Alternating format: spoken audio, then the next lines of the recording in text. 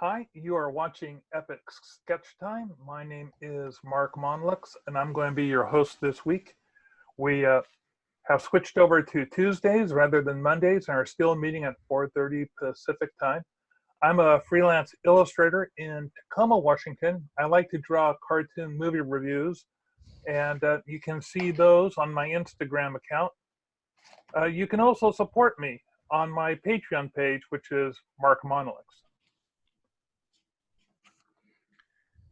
Hi, I'm Bill Morse. I'm an illustrator and cartoonist in Seattle, Washington. I also do a webcomic called Rhapsodies, which you can find on the Doodly Doo. And I've also been doing time-lapse sketches of Game of Thrones on my YouTube channel.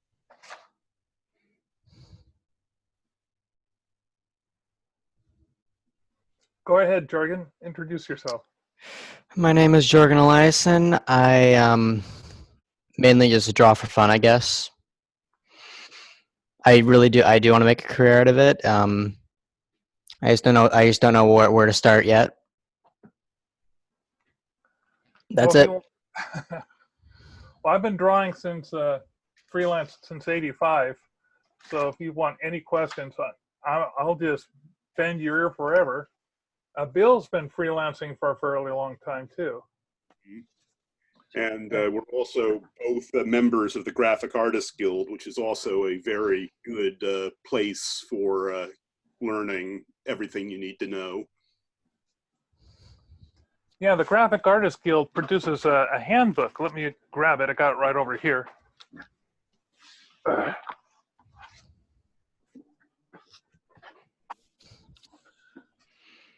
So this thing is affectionately referred to as the pegs, the big Bible thick thing. As a matter of fact, it's considered the Bible of the industry. So it's the long, unruly name is the Graphic Artists Guild Handbook Pricing and Ethical Guidelines. And it's filled with contracts and pricing information taken from surveys based on actual projects that people have completed, not what they want in way of money, but what they actually got for money. And so if you're doing let's say you've never done a logo or someone's asking you to do a character design, you just can look up the subject matter in the index and it'll give you a ball field of what to expect. It also gives you all the information you need for figuring out how to negotiate a contract, what to ask for in a contract, what some of the standard terms and things are. Now you can check one of these out at the library. You can pick up one off Amazon for about $40. And if you're a student, you can get a student membership of the Graphic Artists Guild, which allows you to get the handbook, a lovely lapel pin, and lots of online webinars that have been taped over the last 3 years, maybe 4. How long have we been doing the webinars, Bill? It's been a while. I don't remember either, but yes. And a quick heads up, for this moment, stick to getting it from the library because we're putting the finishing touches on the next edition. Oh, so it'll, but if you become a member now, isn't there sort of like a drawing being held for people who are joining? I'd have to look in. I'd have to check that. The last time I looked, there was a drawing going where you can get access to what's the big conference that happens? I know that you could get a discount, either your possible free attendance to that conference. Or was that last year? There's usually something big that they give away for each year. But at the same time, the guild handbook is part of the membership package. Right. So, and you won't pay a cheaper membership fee than when you're a student. Now, are you a college student or a high school student? High school, I'm a junior. Oh, fun. Bill, I'm gonna show you guys. Bill's seen this before. I'm going to share my screen real quickly.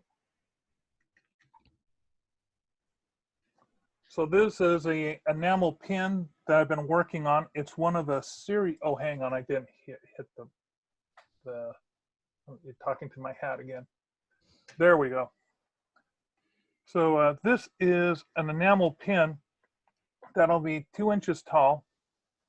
So it'll be about, let me reduce that down. See, Stowe successfully guilt tripped you into cleaning up under the nose. Yeah, he did. That's what I was going to mention. Thank you for beating me to it. That's very kind of you. So yeah, this was messy up here. I think it was messy there because when I originally did these as quick pen and ink drawings, never anticipating them to be used for enamel pens, I had drawn a lot of extra lines that I didn't really need. Anyway, so this sucker is pretty much done. The only thing, it's not completely symmetrical. The outside is, but the face is a little lopsided, just a hair, and you can really see it right here. But I'm counting on the fact that this is only going to be 2 inches tall, and that I've spent way more than enough time on it already. So I'm now trying to think of which pin I'm going to work on next. I've completed the one for the invasion of the Saucermen, and I've completed one for them. Oh, I don't think I saw the one for them. Oh, pardon me, not them. They live. Okay. And I think what I'll be working on is the flying saucer crashing into the Capitol. I still have to reduce down the amount of detail on it. What are you working on today, Bill? I'm pretty much just cranking out strips right now. So before we started, I finished all of the pencil work for it, and so now I'm wrist deep in inking. Oh, you're inking the old-fashioned way, not on your tablet? No, I'm inking on my tablet. This is but I'm screen sharing. I'm using the sidecar function that allows me to use it as a tablet. Oh, okay. Can you hold it up to the screen real quick? I want to take a look at it. Oh, okay. So this is your main strip, not the space opera thing, or the. Not at the moment, though. I do have, not the space opera or the adventure strip. I'm still working on the break. I'm still focusing more on the character design and the drawing and the thumbnails for the space opera. Though I did just, speaking of the character design, I just finished. Where is it? I just finished this one for doing some lineups for some of the side characters in the space opera. Nice. I'm sort of trying. I was making a huge effort to do different body shapes for it, because frequently I start focusing on just doing the faces, and while I have a whole lot of variety for the faces, it might as well be a mask for the same actor. So you're following the how to make webcomic books on how to do different silhouettes for different characters so you can spot them differently? I've seen lots of good ones. If there's a really good, for anyone who uses Pinterest, there's this really good Pinterest channel created by a group called the Character Design Challenge, and they have just about every imaginable page of references you can think of.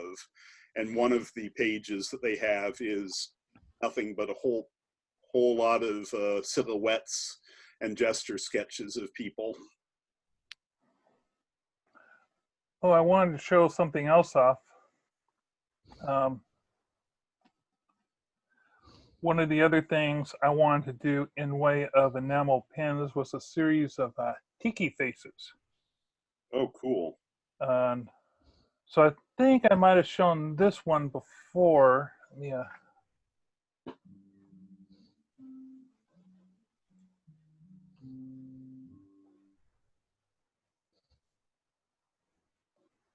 Here we go.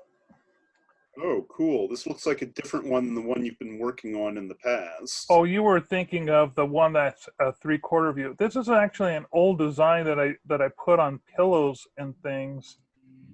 I made a series of 2 different design faces, and then I made them in 4 different colors to put on a variety of merchandise items back when Cafe Press was first starting up. But I figured, hey, I can go ahead and put this on a pin. It's a rather simple design.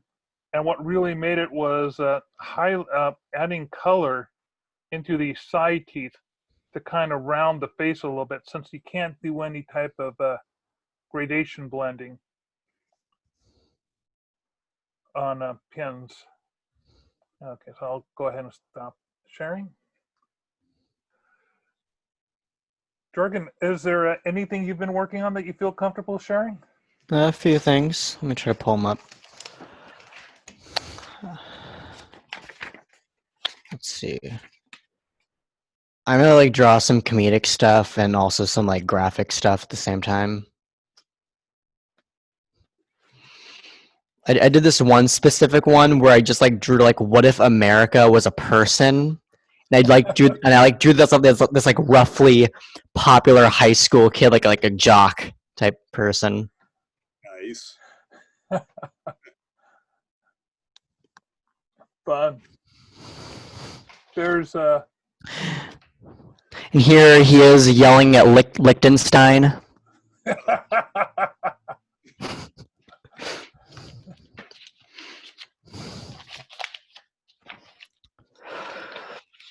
I was also watching The Gauntlet of Fire the other day and ended up drawing this. Oh, hang on. There's a person waiting to get in. I got to deal with. Hello, Charlotte. I'm sorry if I left you hanging there. Nice, Jorgen. That's. Yeah, no, it really looks like the actor. Yeah. Charlotte, if you're there, could you give us a video feed?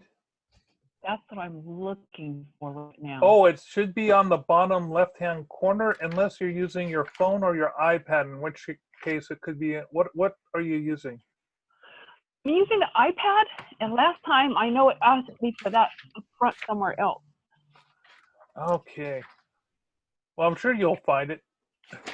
Yeah, meeting settings. There you go.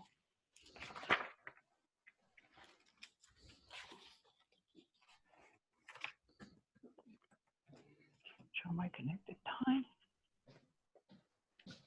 I do like the option that says touch up my appearance. Now, I have a command on my end that says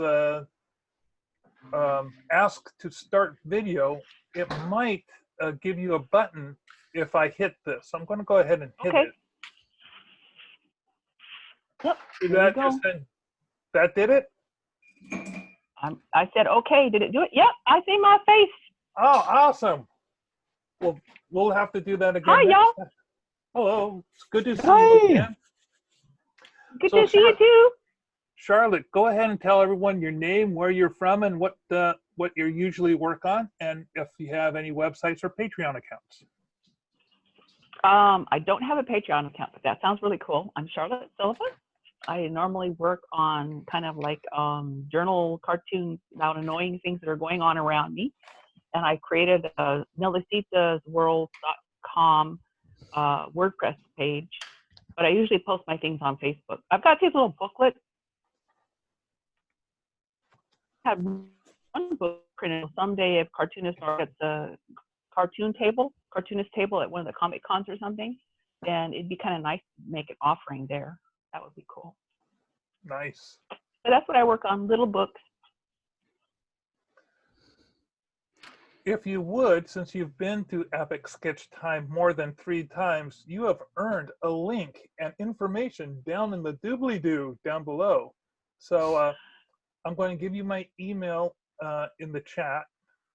So send me the link to either your Facebook page or whatever you have, and make sure that I have your name right. And congratulations on making it into the doobly-doo. Hey, I'm impressed. I'm impressed. Now I'm just hoping that I paid my bills and the site's still up.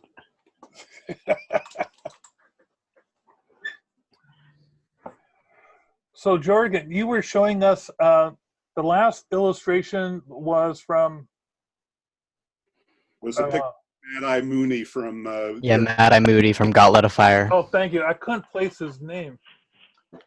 Do you have something more to show us? Because that looked I span from like very simple to very detailed and somewhere some kind of in between. Like stuff like I have like stuff like this. nice.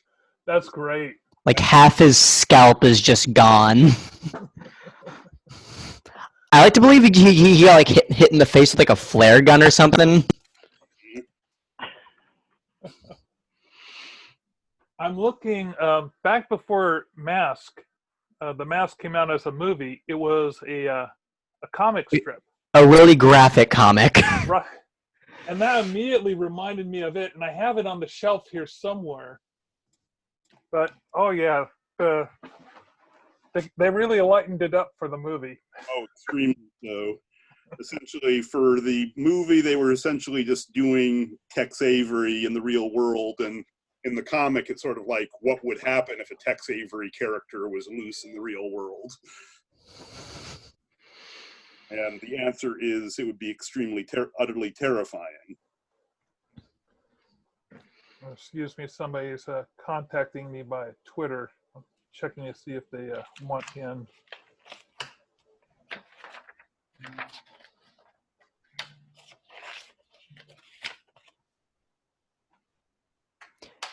Speaking of mask, I have this masked individual. Oh, that's good. Nice. That's really good. I particularly like the legs on that guy. I was like, I don't want to draw long legs. I don't feel like it. I'm just gonna give it. I'm just gonna make him stubby. It really works.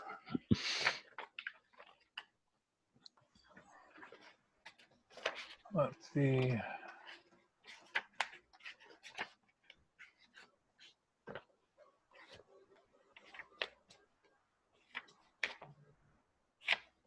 So Charlotte, I wanted to show you the two things I was showing earlier. So I'm going to do another quick screen share.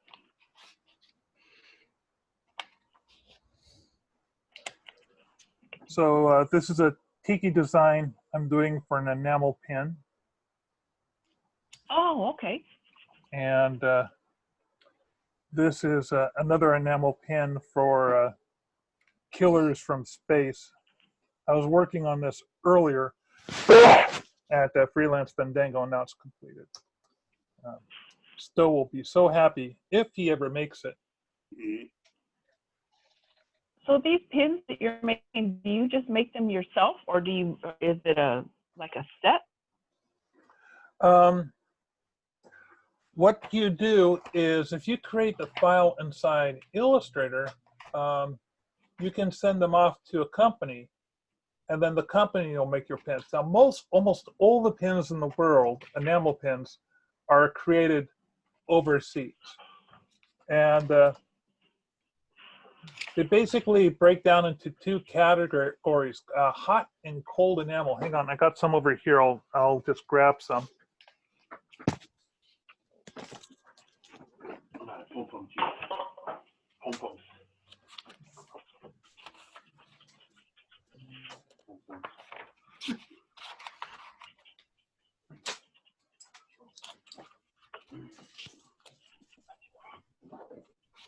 Yeah. So this is an example of cold enamel, and as you might be able to tell, the lines are kind of raised, and the enamel is sort of like little lakes of color. And here's another one where the ridges are far more apparent. And this is again, it's referred to as cold, but there's really no difference between it and what's called hot enamel, which is how I made this killer clown from outer space, and he's nice and smooth for the most part because he's been polished. So this one's slightly more to make. But that's And a pin? Yeah, this is an enamel pin. That's pretty big. Okay. Oh, I see. It's on Yeah, okay. It's got 2 tabs. They cost, the larger they are, the more they cost. Let me see if I can find on my I'll see if I can find the PDF file that I showed off in, I'm not sure if I showed it. Bill, did I show off my PDF file on how to put these together in Freelance Fandango, or did I do it here last month? Ooh, I think I remember seeing your template of the both sides of it. Yeah, but do you remember which event it was? I vaguely remember you talking about it in one of the Freelance Fandangos. I think me and Ian had pretty much heard it several times okay. Yeah, we cover a lot of the same ground. Okay, let's see. Oh, here it is. I found it. What I'll do is I'll open it up and I'll show this.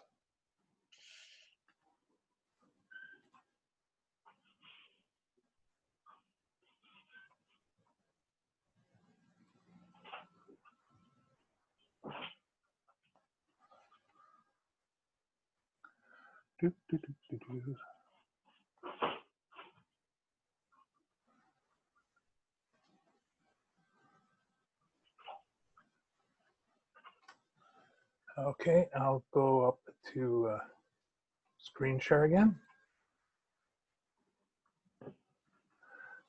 So the way you prep a file to send off to the manufacturer is you take your black and white artwork and then you break it down in layers using all the colors. Interesting thing about enamel pins, you don't get charged by the amount of colors you use. It's the amount of detail. Like this guy has lots of little wrinkles on his forehead. So he cost me a little bit more because of all this additional detail. So you break these, you send them 2 files, one that has just the black and then the colors on separate little layers. And then you send them this layout file that shows the Pantone colors for each enamel, the color that you've chosen for the metal. They have some pre-chosen colors. In this case, black is sort of like a dark nickel. It's not solid black, but it's pretty dark.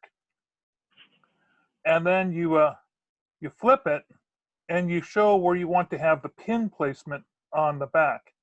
And if you have any type of lettering, like the name of your company or what have you, you add that. If you don't plan on having anything printed on the back, you just leave it black. And then you send this off with the Illustrator file. They really prefer Illustrator files because everything has to be vector. If you send them a JPEG file, they're going to have to convert it to vector, and there might be a fee involved. Some of them don't charge a fee, but then again, your quality of what you're getting is going to be whatever they did a quick scan of. Now, you can work directly with one of these companies in China. That's what I do. The emails usually got about a 12-hour or 24-hour lag behind it.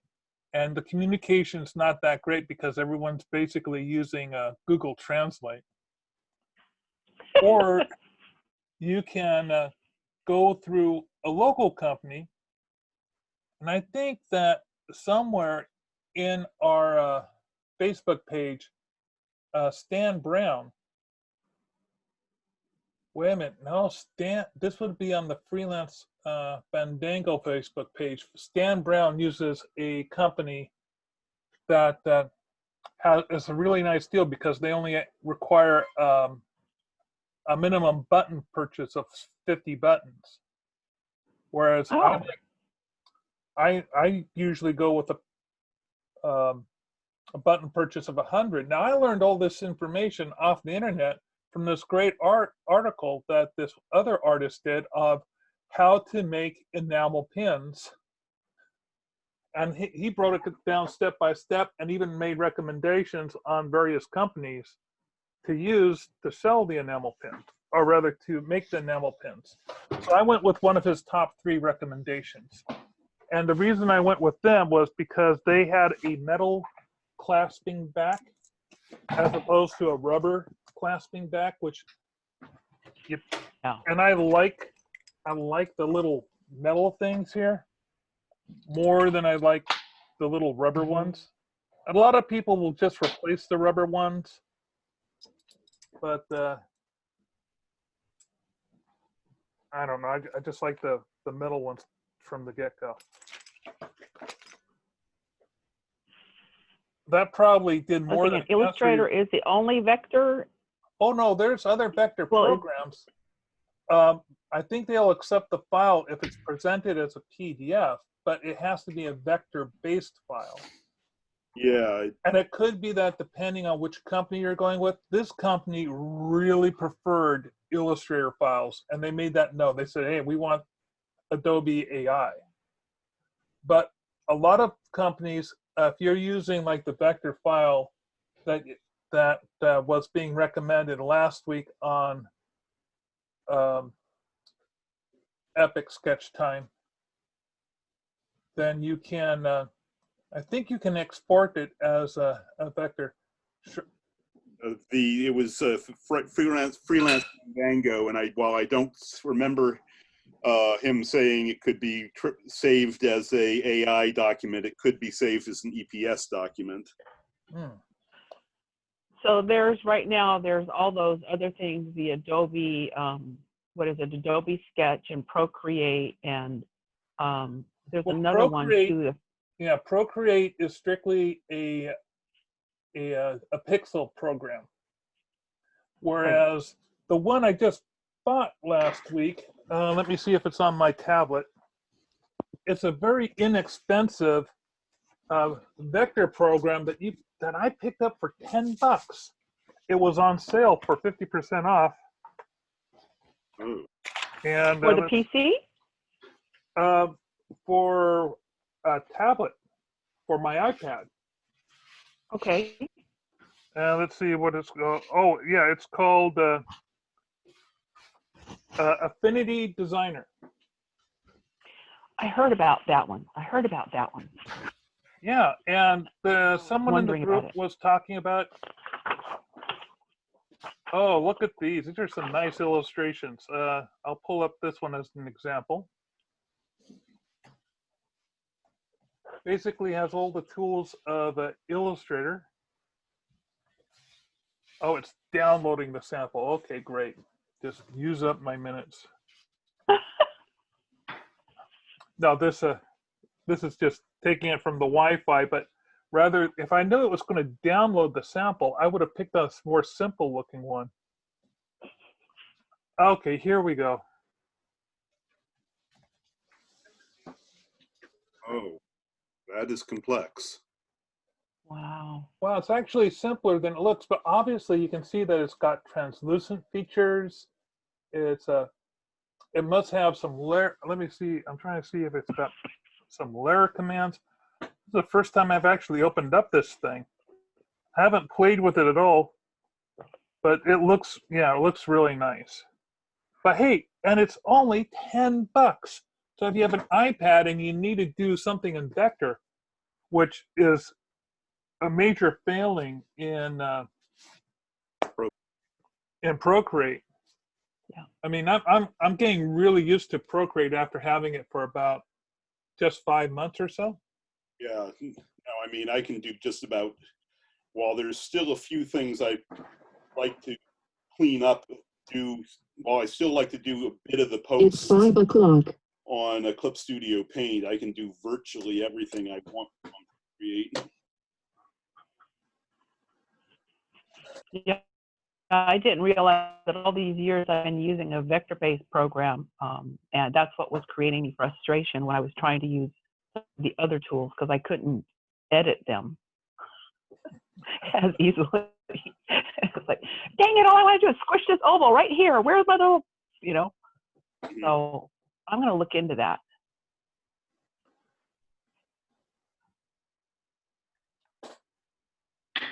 Let's see. Yeah, I mean, I've been putting it off just a little bit because I was juggling pay cycles. But if Putting it off, it's on sale now, Bill, for $10. It's going to go up to 20. I get it, and I was actually talking about putting it off with the main version. And in my device, it was because I just had my major tune-up for my bicycle. So it was. Oh yeah, there. I would advise you when you go and you check out this application. That's $10 for the iPad version, but they also have desktop versions that are more expensive. But not that much more expensive. Yeah. Not like Illustrator.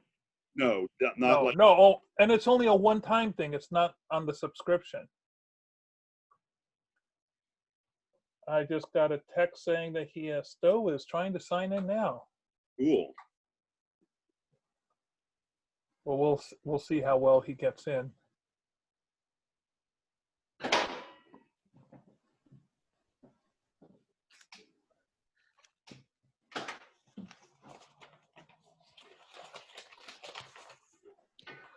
So, Charlotte, what are you drawing today? Oh, I'm doing my next COVID lockdown drawing.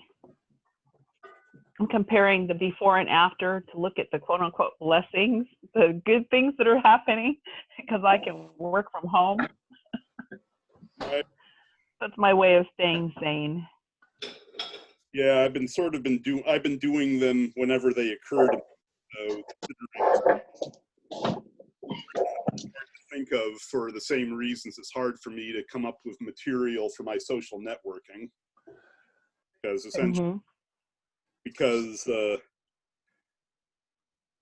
pretty much I'm just working in the home office, and unless I completely ignore my disciplinary rules for doing social networking, there's really not much to talk about.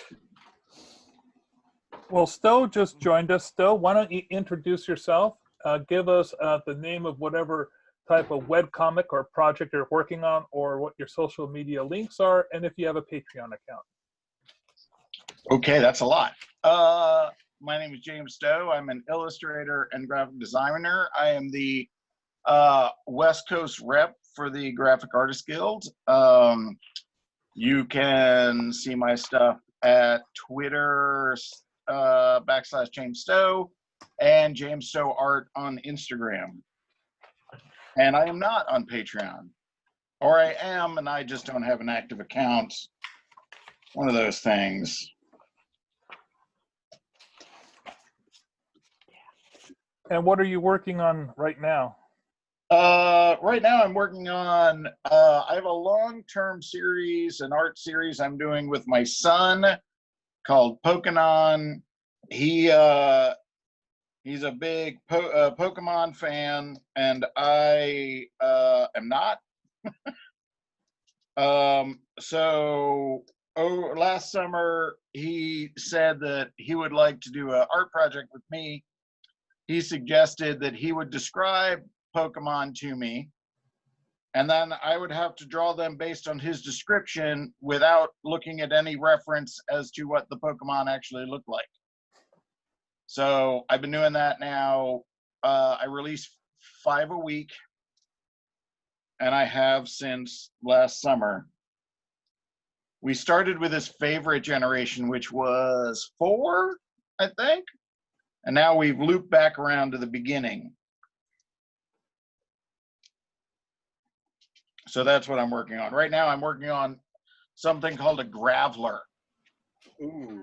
Which, if I am to be believed, is a boulder with arms and legs. Well, the first one, I think. Don't tell me. Oh. I'm not Don't tell me. You're going by his what it description. actually looks like.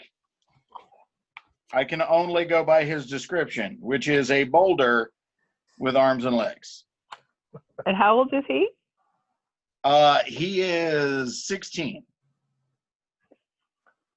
And as we've discussed many times before, his description skills are often quite lacking. Yeah, sometimes when I get to see the actual thing, but sometimes I've come to realize in doing so many of these that it's a matter of what someone sees when they look at, since the Pokemon designs are so simple, they're so conservative with the amount of lines they use and shapes they use to create form, that often they are up to interpretation. I mean, if you don't follow what's written about them, like I just did what are they called? Alakazam and Alakazam I know was the big one. Don't remember what its evolution. Abacadabra, was it? Yeah, that's it. Abra, and then Kadabra, and then Alakazam. Kind of a bipedal fox creature with using. Yeah. But he called them kangaroo. Oh, okay. He saw them as kangaroo, which when you look at them, they could maybe be a kangaroo, maybe. They very slightly. So I drew them as kangaroo. With very specific kangaroo-looking things, and but I don't say that he did that on purpose. I'm saying that that's just how he interpreted it. Now, sometimes I miss a very key thing that he wrote in his description, because even the best illustrators and graphic designers can sometimes forget one line of the art request. Or sometimes it gets weird. I remember when I was, one time I was at Norwestcon and some furry was asking me to draw their character persona for them. And they said it was a Wolverine. And I draw a Wolverine and they're disappointed and say, it doesn't look like this. Well, what do you have? And then they show this wolf character. I'm going, you said it was a Wolverine. And all of these fan pictures they'd already done of their characters was very much a wolf. They are not. One is a majestic gray-haired dog. The other is the largest member of the weasel family. Yeah, big flat weasel. You're just lucky that you don't go to furry conventions like Mark Brill do and take very special requests for what he draws. He makes a lot of money off of those. I would imagine. Oh, since we have so many people here, and Stowe has revealed himself to be a wonderfully hard-ass critic, I have a piece that I was working on for this about 2 weeks ago. It's 95% finished, but it's at that I've been staring at it too long stage. How mean am I allowed to be? Be ruthless. Just rip him a new one. I'm never ruthless, but I am often more honest than people like. I'm not. But only be. I mean, I've been a teacher and an art director and a creative director. I mean, I know most of the some of the places I have to fix, but but at the same time, I brought this on myself, so it goes. All right, let me see it. Okay.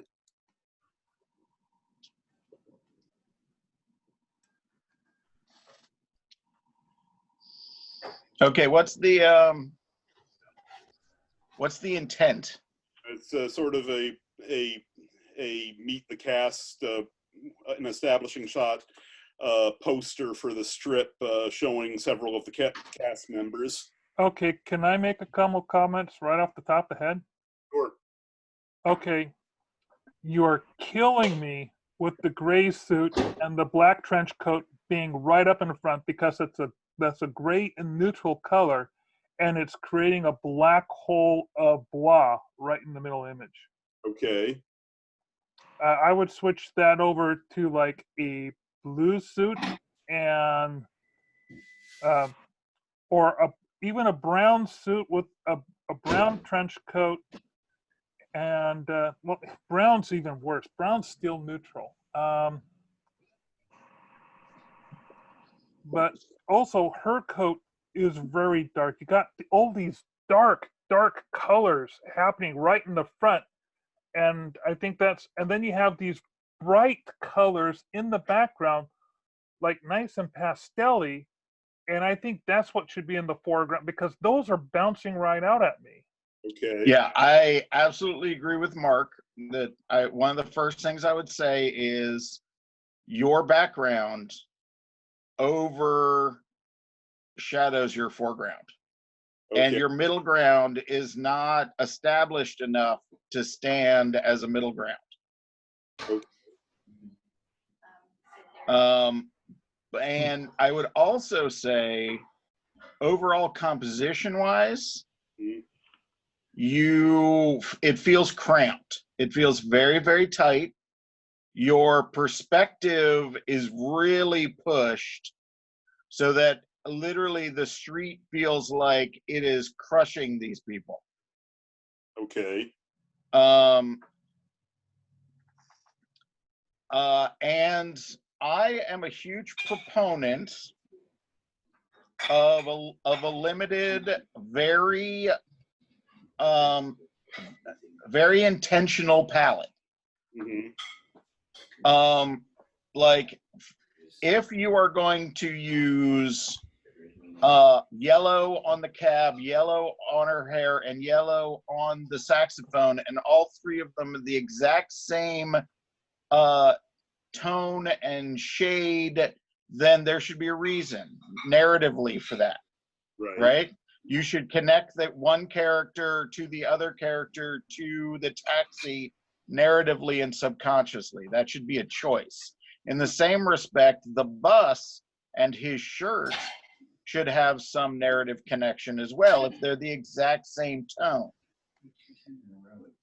Instead, what they're doing is breaking up the whole piece in color blocks that don't relate to each other, further disrupting all the forms that fit together. Does that make sense? Yeah. I like extremely limited palettes. Mm-hmm. I generally pick maybe 3 colors and then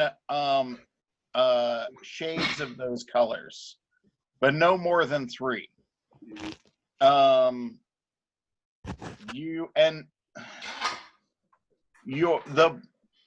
This is the tiniest nitpick, but your saxophone case full of cash looks like a saxophone case full of tortured frogs. I just see googly eyes and frog bits. I'm ashamed to say that I can see that. But that's really minor. I mean, I'm more concerned about the fundamental, for me, the 1-point perspective straight down the middle. There's no balance to this piece. There's no, you're not directing the eye. All the sight lines go directly into that black coat. And yet you have a background character directly interacting with the audience. Mm-hmm. Now, is that intentional? Is she the type of character who would challenge the audience like that? You mean with how she's... Her gaze is directly at me. No other character, me. Oh, okay. I kind of was having it that I thought I had it that she was looking at the saxophonist, but okay. I would turn her a little bit more if that were the case. Because right now, all eyes are like the 2 main characters, they have great connection to each other. There's a really nice sight line going on there. You're emphasizing it with the light post behind them, which is really nice, and their overlapping forms. All of that's really good. Let's see. I don't necessarily mind all the dark up front if the background wasn't so saturated. You can get away with dark as your primary foreground element if you are not competing with vibrancy or brilliance in the background. Like, you have very bright, very vivid colors in the background, and your foreground characters are somewhat drab. So there's a lot of competition there. Okay, I think I was relying a little too much on my photo reference for the city street. Possibly, yeah, I can see that. Well, it would be, you could probably, how many layers are we talking about here? Enough layers that it's easy that a lot of your suggestions aren't as impossible as they sound. Great, that's perfect. Because if you just move the city on like the buildings past the bus, if you just moved them a little bit, allowed some of the sky to be on the side of her face to frame the two main characters, especially her as the primary character, that would open up the environment so that it doesn't feel so cramped, and it would give you more of a framing element for your main characters. I would still desaturate the heck out of that background, though. Okay. And there is absolutely no reason. Like, the bus and the car have absolutely no narrative purpose other than to identify it as an urban area. Right. I would blur them or make them desaturated or what have you. I have to disclaimer, my wife just walked into the room and I'm clearly yelling at somebody. He asked me to do this.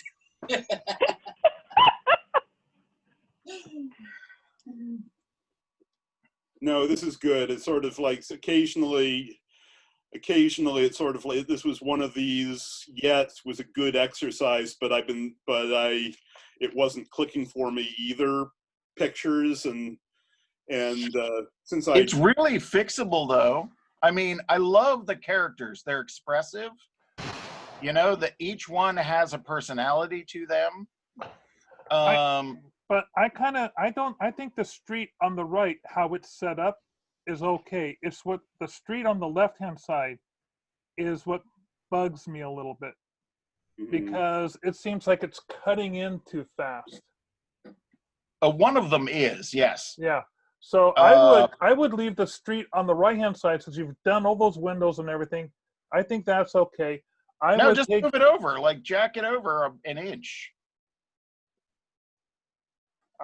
Maybe move it aside, but that angle on the left-hand side with the saxophonist and the woman in the red, if that angle wasn't, so I think that angle should not cut in as much straight to.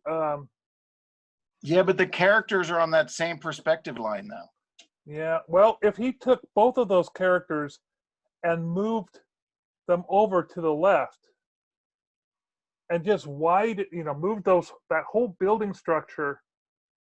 I mean, even grabbing those two characters and those buildings and moving them over to half the distance up between where the character is and where the edge of the frame is,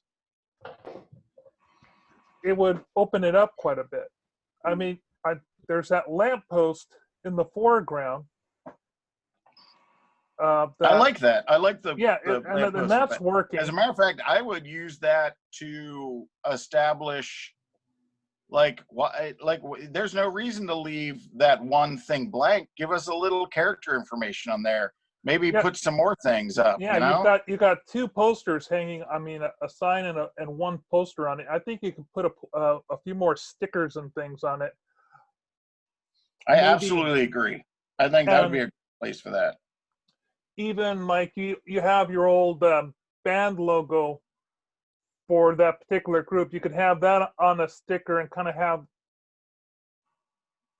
because it's so close in the foreground, you can get around away with that much over detail.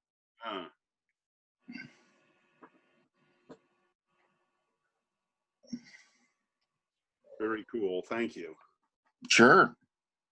I hope Yeah. I wasn't too terrible. No. It's sort of if I have a handful of pictures where it's sort of like I'm not ashamed of them, I don't hate them, but at the same time I'm not putting them in my portfolio, and I know it's a bad case of staring at something for too long, and obviously because clients, deadlines, and everything, it's a habit I definitely need to break, and a good proper slap in the face works. Don't worry, I went to art.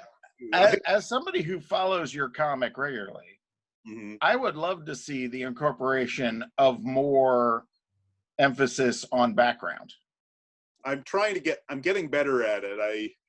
It's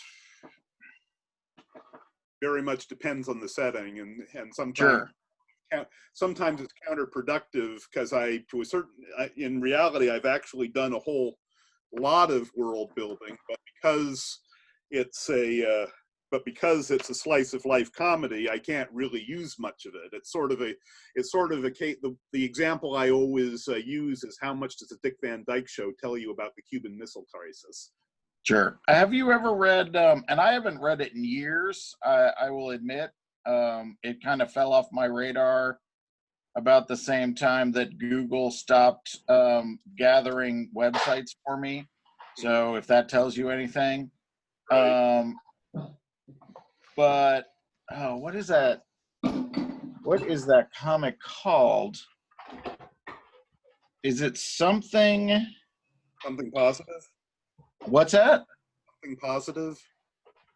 No, it's a slice of life comic, and there's like robots in it for no reason. What's questionable content? Questionable content, yes. One of the things I like about questionable content is that it succeeds in doing both of those things really well, or at least it did when I was reading it. Like, it was really good at presenting this weird kind of almost our world, and it made you care about characters at both at the same time. Like his backgrounds weren't all that detailed. They were just filled with detail, which was really cool.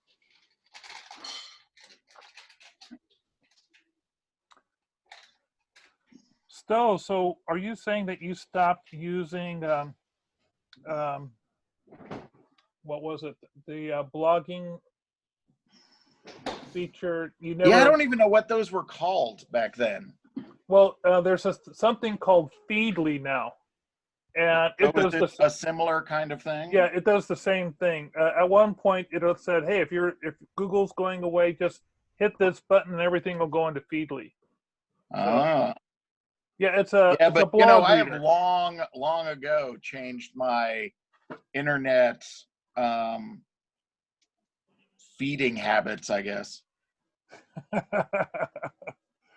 You no longer go for. I don't go to websites anymore. I'll be the first to admit, I just don't do it.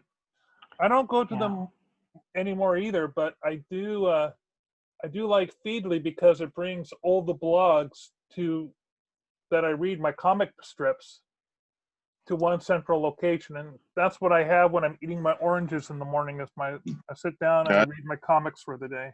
Yeah, the only internet I digest is Twitter and Instagram, really. I don't know what that says about me as a human being, but you're just sad. That's all.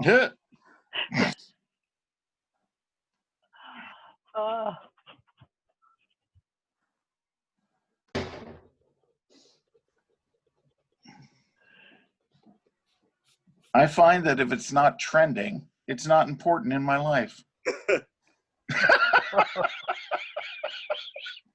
Oh my God, that was terrible. That sort of explains. It kind of explains why I'm mostly an unperson these days. It's sort of like I'm almost jealous of the people who destroy their lives by having some stupid thing they posted going viral. Because sort of like when I'm trying to plug something, it feels like I'm shouting in the wind. You know, I've had 2 or 3 projects go viral. it doesn't do anything. I mean, nothing happens because in a day or two, something else goes viral. Yeah, You get a bump in your follower counts, and then that's it, pretty much. yeah, because I mean, DeviantArt and Tumblr, yes, I still use them. The only way to get any attention on those is to do fan art. So happily, my Game of Thrones series is doing relatively well on Tumblr. I'm trying. See, I've given up on I don't need an internet audience anymore.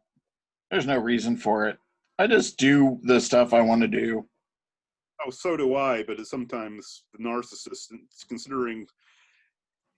Oh, it always feels good to have somebody tell you your work is good, but Yeah, I mean, sometimes, regrettably, sometimes my incentives for being productive is at least partially based on narcissism. I don't think we would be artists if that were not the case. Mm-hmm. I've always said that if I could survive on exposure, if I could, that's all I need. You don't need to pay me. I would be doing this work anyway. Unfortunately, I am a biological meat person, and I need to survive through regular ingestion and disposal of things. So I need my digestibles and the stuff that helps me dispose of stuff. Okay. Oh dear. Suddenly gave me some bad images of the whole crisis of people hoarding toilet paper. I was just thinking, yeah, Stowe, you just came from Walmart. That's quite the little It's mine, consumer. oh mine! Just out of curiosity, did they have flour there? Hell no, they did not. You I have still been haven't trying gotten to your get- flour? I have been trying to get flour now for 3 weeks. I actually saw it in Safeway the other day, but I didn't really need it at the moment. All these millennial bakers, god damn it. Right. I mean, in my defense, it wasn't just me getting hooked on British Bake off my mom bakes, so. And I had been starting to make cookies on a regular basis. Oh yeah, that's what my kids do to ease the burden of the quarantine. They're like, I'm making cookies. I'm like, that'd be great if we had any flour. Well, Ed Shems has a peanut butter cookie recipe that does not require flour. Mm. It's 1 egg, 1 cup of sugar, and 1 cup of peanut butter, and that's it. And I believe it's 10 minutes at 375. Though I'd at 350. Though I'd have to double check that one. Man, I wish I wasn't allergic to peanuts. Sorry. No, that's all right. It's an adult onset allergy, and it drives me crazy. I hate it. My wife Like, just made. I've loved peanut butter my whole life, and just recently I was diagnosed. My wife just made some very delicious peanut butter with chocolate chip cookies. Ooh. I'm a big fan of a molasses cookie. Now, granted, I'm from Pennsylvania, so I don't know why that would make it more acceptable for me to enjoy old-timey stuff, but it does. Currently my favorite is Swedish gingerbread, mainly. Oh, I bet that would be good. Yeah, it comes from living in Uppsala for a year and us making gingerbread houses. Oh, that's cool. My wife makes a delicious cookie she calls a cowboy cookie. What is a cowboy cookie? Well, Heard of those. you take start with your basic oatmeal cookie, add coconut, add It's 5:30. chocolate chips, and you know how sometimes you're supposed to let the batter sit for about 30 minutes? Mm-hmm. She finds that if she lets the batter sit for 24 hours, it gets the right type of chemical reaction. Oh. Now, is that part of the cowboy cookie recipe? Yes, Okay. her recipe. This is her recipe. Oh, see, I've heard of cowboy cookies and Yeah, cowgirl cookies before. So this is a variation that she's perfected, and it is. She makes them about yay big, and honest to God, that's been. as soon as she cooks, they can sit on the shelf for a week, and all they do is just taste better as each day goes by. They don't get stale? No, they don't. It's the moisture in the coconut. Nice. So, all right. You know, I wish I had flour now. All this talk of cookies. So I'm going to screen share something that I've been struggling with. And it's yet another enamel pin. Oh, that looks good. Why are you Oh, struggling? Is this from scratch, or is it a variation of the one that you used to do for the t-shirts? I never did this for t-shirts. Oh. So my problem is I'm going to have to color this. I mean, before now, this was way over detailed. Like you could actually, this little figure at the top had so much detail in it, you wouldn't believe it. And originally, this was all a, let me see if I can show it off. This was the initial sketch I did. Oh, wow. Yeah, I mean, wow. I did this for Inktober one year. I remember it from. Okay. But, you know, that's way too much detail for an enamel pen that may be 2 inches tall. Right. Well, I like the translation. And correct me if I'm wrong, isn't the original scene in black and white? Yes, it is. Because I can't remember the last time I've seen like a black and white pin. Like a pin meant to look like it's in black and white. Yeah, and I'm thinking I need to make this capital. I mean, obviously the capital is going to have to be pretty white.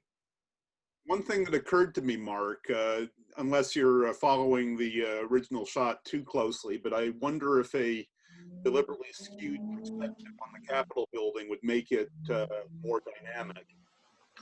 No, I'm not going to skew the perspective. I've already decided. I already got rid of the perspective. In fact, because it was too much of a pain in the ass to draw. Okay. Did you just ask Mark Monlux to redraw something? What were you thinking? I was thinking that it was a vector illustration and he could just tweak it by selecting it all. No, every tweak is 5 more minutes worth of work. I've spent, I mean, just taking it from this over this, I've spent like 40 hours drawing this stupid pin and just keep removing details and details and details. No, I think what I might. I love that you complain as if you wouldn't do it anyway.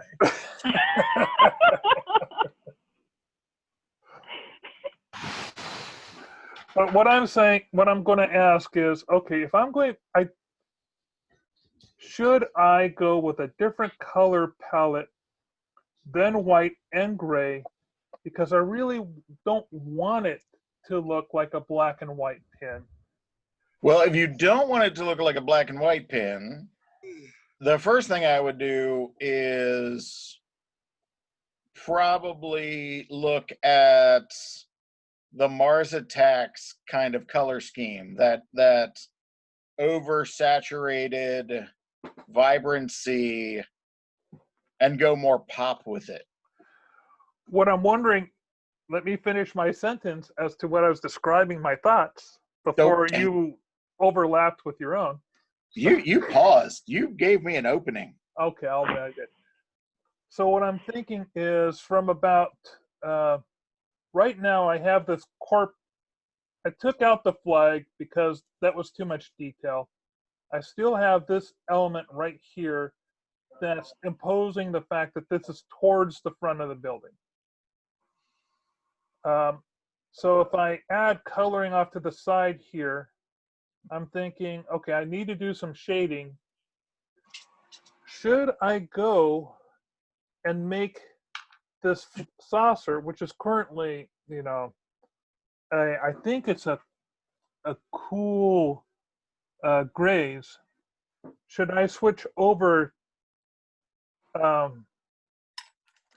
Should I make them a little bit more cooler by adding more blues into them, and then in the shadows down here, go with warm tones, warm colors that then go in deeper in tone as they wrap around the side?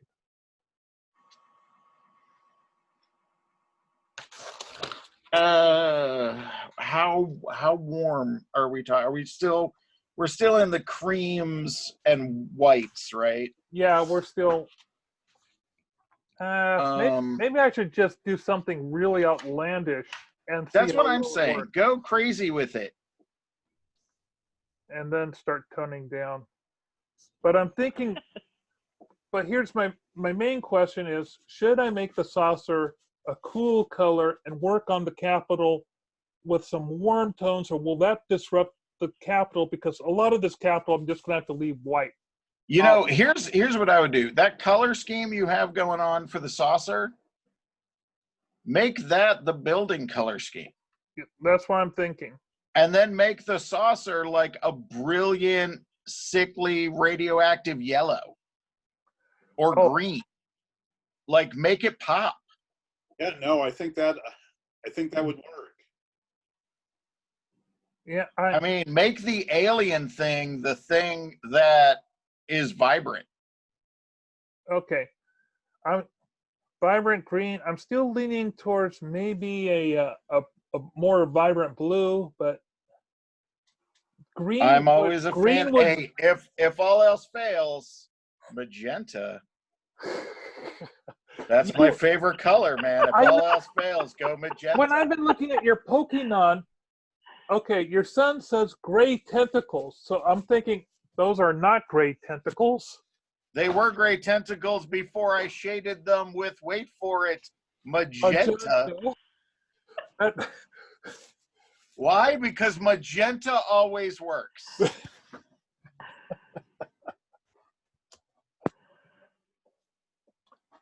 Everybody loves magenta.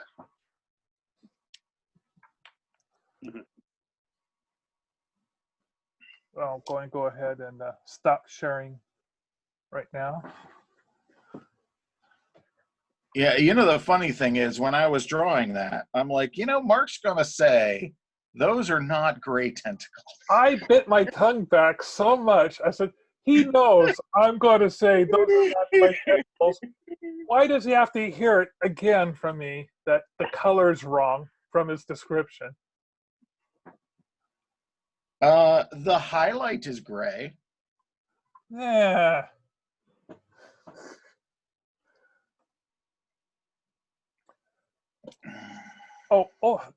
Light transfer. Light transfer is an important part of coloring. Also, I thought it was weird, the Pokemon that was the plant with the fangs. Oh, yeah. You had a thing coming out of the plant that had the fangs, not the plant itself. I know, I went a different direction with it. I was telling a story. You weren't following the client's guidelines. Yeah, oh, he was pissed, too. He's like, what is that? It's the same as doing the Venusaur as a Rubenesque alien. Yeah, he didn't like that one either. But he definitely didn't like what I did to Victory Bell. And I'm not saying it was necessarily the most successful Pokemon I ever did. But it tells a story. Like, why would they call it Weeping Bell and then call the next thing Victory Bell if there wasn't a bug inside it trying to escape.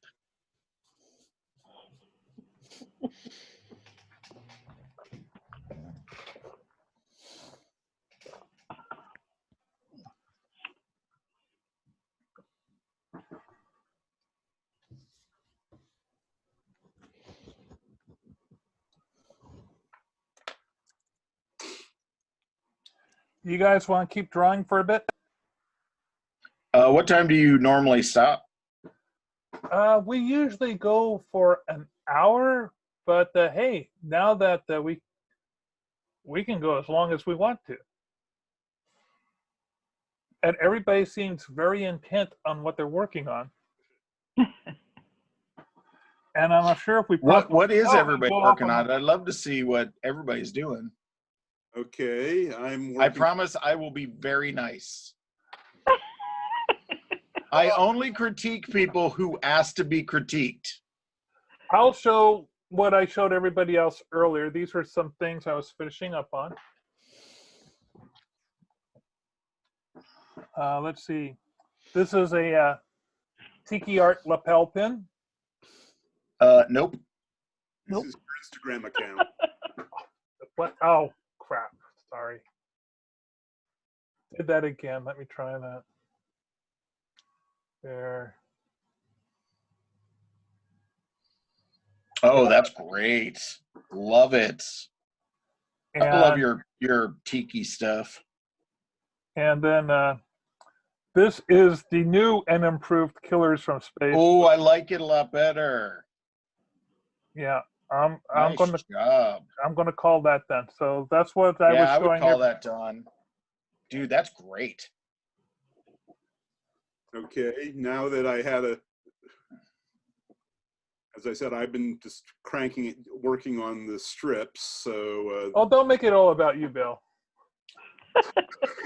Asking everybody. Where did that come from? What? I've just seen way so much of Bill this last week. Wow. Okay, so this is the one I'm working on right now, which I just. That's great. I love the movement in the last panel. Oh, cool. And this is the one that I. This is the one that just. Hate it when.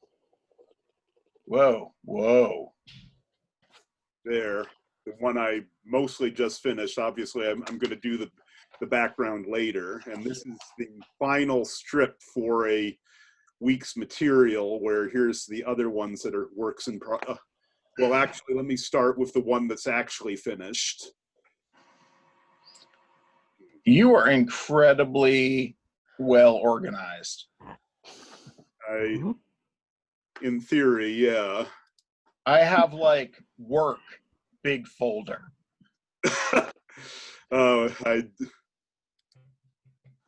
Okay, so here, that's this. No. This is the one. So what I was just about to show you is the last strip of what this is the first strip for. That's great. And hey, in that first panel, shoot. In that first panel, are they coming in from outside? Yes. You think why isn't the outside toned like the outside on the second panel? I thought at the time I thought it would distract, but yes, I can put it in there easily. And now it's distracting that it's not there. And having said that, I just realized I'd forgotten to put it in this one as well, so that's on my to-do list before. I do really like it in the second panel. It's nice. All the lines flow really well into panel number 3, like really beautifully done. Oh, thank you. I have a whole lot of useful cheat tricks, which which I had perfected in Photoshop, and it took me a while to come up with Clip Studio Paint versions. Sure. I'm a lot of these sets are done in Google SketchUp, and I'm teaching myself Blender because I figure SketchUp's pretty much for architects, so it doesn't. I'm never happy with the perspective and depth of field on it. Mm.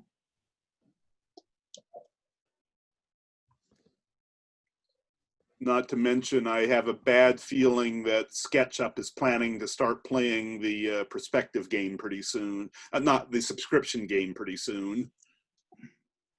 Mm. And I don't know, man. I don't know if anyone can pull that off this day and age. and so, and here's the other ones that are, most of them are work in progress here. For this one, I only put the establishing shot in panel 2 because the rest of it's pretty much just talking head stuff, and I thought, Sure. not to mention it would be covered with dialogue anyway. And same case here, but and here it's for the entire strip. Yeah, that's great. And he's pretty much, at the moment, I have to sit down and focus on the writing again because I have a bad feeling, I had this technique for fighting writer's block that turned into a bad habit where crank out a whole lot of stock art between characters talking and pray that you think of some dialogue by the end of it. And back in the day, it was a good trick, and these days it's a bad way of creating a backlog of unfinished strips. And so I'm trying to force myself to get a whole lot better at writing my scripts to my strips. And that's it for.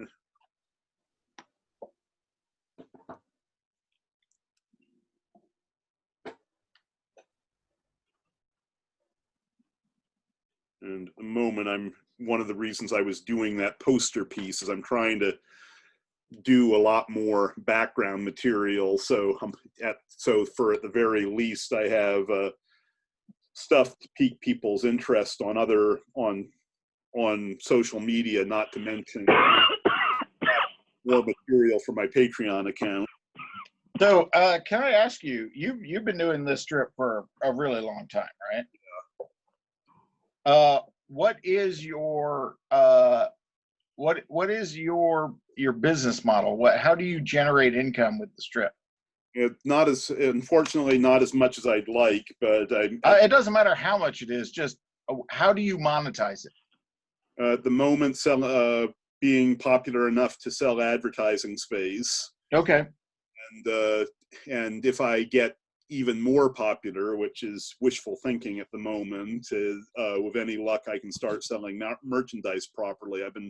For a while, I was producing books, and I have every intention to start producing books again, but I learned the hard way that books don't move in conventions, so I've been working on cheaper swag. Okay. Are you attending the webinar tomorrow? Yes, I am. Yeah, me too. I'm looking forward to it. I don't follow his current podcast, but I can't say I know Brad, but I've met him enough at conventions that he recognizes me. Oh. And I've read his book. Oh yeah, his how-to book, not his. I like all of his books. I mean, even said how-to book is good, even though it was technically stuff I already knew. I like the way that he. Sure. You know.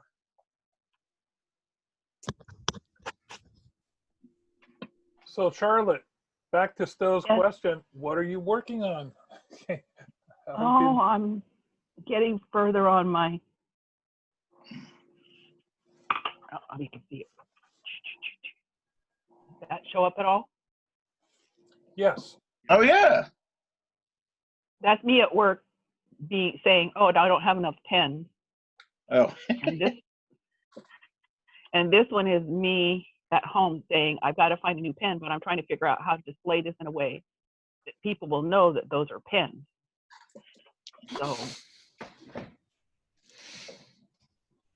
Yeah, it's sort of like I need to do more coronavirus strips, but unlike Stowe, he doesn't have other people driving him crazy to, I don't have other people in my place driving me crazy to come up with better material. I just have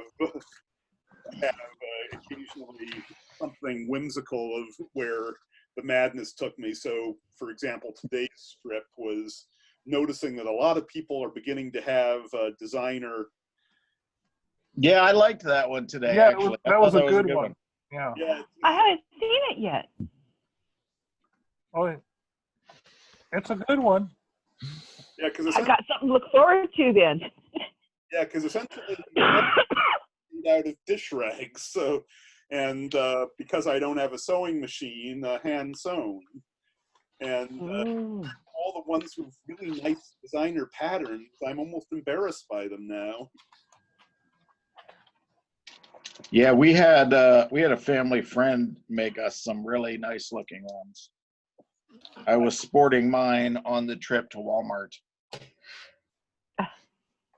I heard they're required now. Is that in just our state too, or just other states? I don't know about required, but seriously recommended. Yeah, when I went to Costco earlier this week, I would say that 2/3 the people were wearing masks, but a good third of them weren't. Yeah. I've been finding myself that I've been wearing them all the time now, but at the same time, I feel there's times where I think I'm overdoing it when I'm walking in the park. However, when I'm in some of the bigger supermarkets like Safeway and Fred Meyer's, it's not crowded, but there's just enough people where I'm paranoid enough that I consider it mandatory. Well, when my wife and I were walking around, you know, we are not wearing any masks when we're walking around. But there's nobody else around. Right. No, if you're going to a place like a grocery store that you can't help but distance yourself, you should be wearing a mask. Yeah, absolutely. And you should hope that they are also wearing a mask. Now, a friend of mine who's into cosplaying, she made a mask for me and Krista. Oh, that's cool. Yeah, so that's on my profile picture on Facebook. It's got some nice stars on it. I was like Bill says, I'm very stylish. Yeah, I mean, I was talking to my dad on Sunday, and he had a interesting anecdote where one of his colleagues has a surplus of masks because he has a lot of colleagues in China, and because they feel bad for him, they've been sending them a lot of their extras. Yeah, right before, so I live in a international boarding school, and right before we shipped everybody home, right before the quarantine began, some of our Chinese students were offering us these really wonderful masks because it's a culture there. Mm-hmm. And we're like, no, we won't need them. We're good. You keep them for yourself. It'll be fine. Now we're like, man, we should have gotten those masks. I was having an interesting case because I'm in the international district where there's almost as many Chinese people as there are in the international district. And so a lot of them were wearing masks about a month before this all happened. And sort of where I started beginning to panic is when when I was starting to see white folk wearing them. And so I actually panicked enough that I ordered some in March, and they took forever to get here. And by the time that they got there, I made enough of them that it was almost something to do when you're winding down before going to bed thing. So by the time my masks came almost a month after the fact, I had 5 of them. That's funny.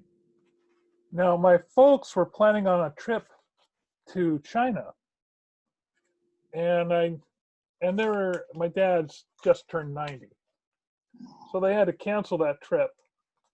But you might remember how Australia was having these terrible wildfires, and as far as I know, they're still. Oh yeah.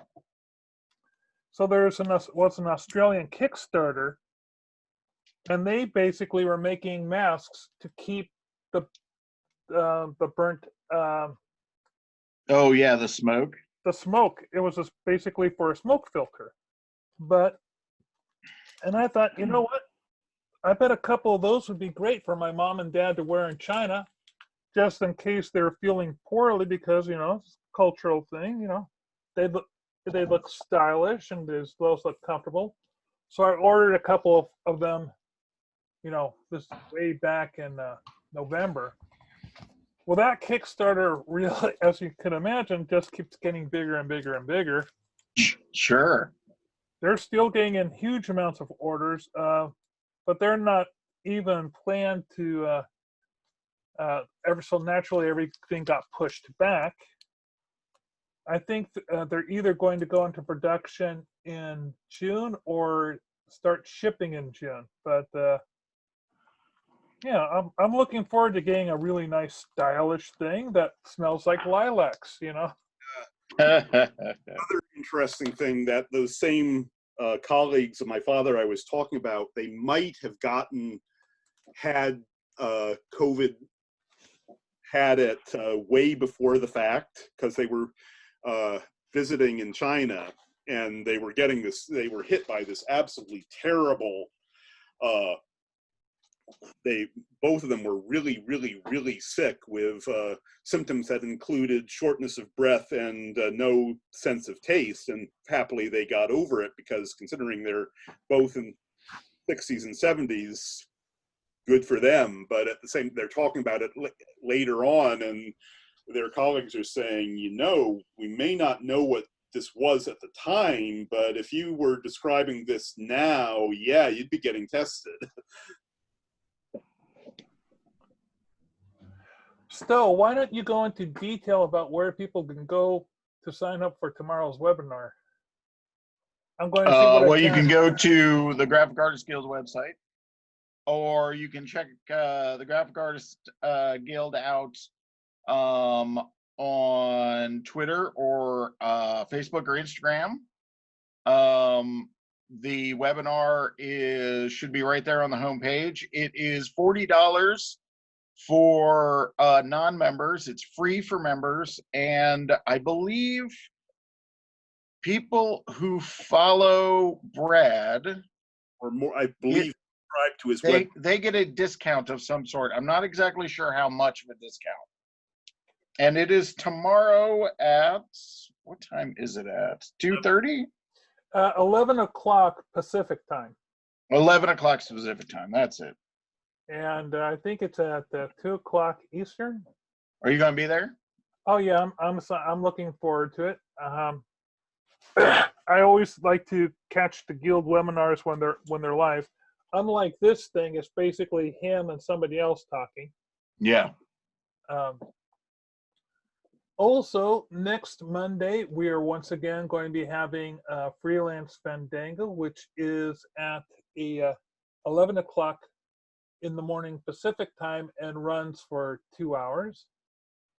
We had a fun fandango this week, and the week before was absolutely huge. We had 21 people show up to that fandango. Yeah, the week before, that one I was, and no fault to the fandango.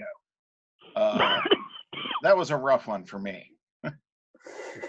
That was a first. I have never learned anyone has died while telecommuting with anyone before. That was messed up. What? A friend of mine, I learned that a friend of mine had died while we were doing Fandango 2 weeks ago. So I had to leave. Yeah, he burst abruptly. into tears and left, and we were all worried. I couldn't. It hit me really hard. It's Trust me, that's going to be a comic soon. And then again, we will once again have Epic Sketch Time next week at 4:30 on Tuesday. I want to thank everyone for showing up, and I'm going to end the recording and say goodbye to y'all. Okay. All right, sounds great. Thank you. Bye. Stay Thanks safe, for everybody. showing up, Charlotte. Thank you, Jorgen. Charlotte, don't forget to send me the link information for the doobly-doo. Will do. Bye-bye. Bye. Bye-bye. Do a screen capture before we go. And so, one, two, Oh. all right.